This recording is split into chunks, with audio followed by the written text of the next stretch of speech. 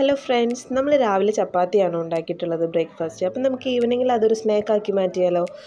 ഒരു ചപ്പാത്തി, ഒരു പഴം, അതേപോലെ കുറച്ച് തേങ്ങ, ഏലക്ക പൊടിച്ചത്, കുറച്ച് ശർക്കര പാനി, അതെല്ലാം ഒഴിച്ച് നമുക്ക് മിക്സിയിലിട്ടൊന്ന് അടിച്ചെടുക്കാം.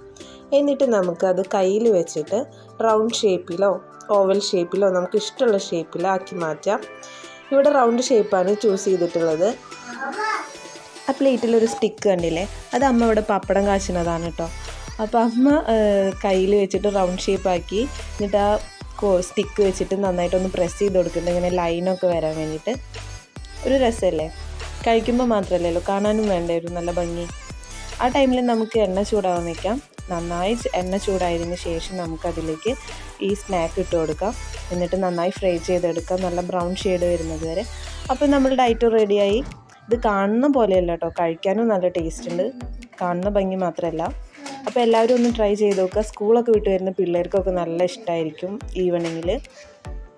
അപ്പോൾ എല്ലാവരും ഈ സ്നാക്കൊന്ന് ട്രൈ ചെയ്യാം. ഇവിടെ ഇപ്പോൾ ഞങ്ങൾ കട്ടൻ ചായയൊക്കെ ഉണ്ടാക്കിയിട്ട് അതിൻ്റെ കൂടെ കഴിച്ചു. ഇതൊരു ബിസ്ക്കറ്റാണ് എന്നാണ് അമ്മ പറയുന്നത്. എനിക്ക് വലിയ പിടുത്തമൊന്നുമില്ല ഇതെന്തായാലും.